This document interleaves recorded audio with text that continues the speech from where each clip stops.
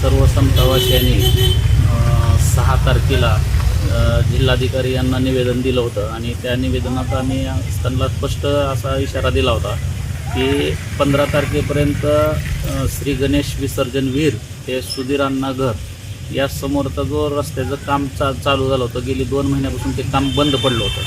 मग ते काम तात्काळ चालू करा असं आम्ही त्यांना लेखी स्वरूपात दिलं होतं, परंतु आम्हाला कालपर्यंतचा कसलाही मेसेज नाही किंवा आमच्याकडे कुठलाही अधिकारी आलेला नाही। त्यामुळं मी आज स्वतः या रस्त्याच्या रखडलेल्या कामावरती अमरण उपोषणाला सकाळी 11 वाजल्यापासून बसलेलो आहे।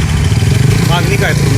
मागणी माझी हीच आहे की जो तुम्ही आज बघत असाल की या रस्त्याला इतकी ट्रॅफिक आहे की मिनिटाला कमीत कमी 3-4 गाड्या इथून पास होतात आणि इथं जर बघितलं तर हा शहराचा सेंटर मध्यभाग असल्यासारखा आहे एरिया हा, आणि इथं सिव्हिल हॉस्पिटल आहे महिलांचं, बाकीचे सगळे इतर हॉस्पिटल आहेत। म्हणजे हा रस्ता खूप रहदारीचा आणि खूप महत्त्वाचा आहे आणि या रस्त्यावर सध्याच्याला तुम्ही जर थोडं बघितलं की किती गाड्या येतात आणि जातात आणि एवढं होऊन सुद्धा प्रशासन झोपेचं सोंग घेत आहे आणि नगरपालिकेचे कर्मचारी एवढे गेंड्याच्या कातडे पांघरून झालेले आहेत की त्यांना वारंवार आम्ही विचारतो की हा रस्ता बंद का ठेवला आहे, तरी पण सांगायला तयार नाही आणि याच्यावर कुणी दखल घ्यायला तयार नाही। मग कुठपर्यंत जनतेनं सहन करायचं?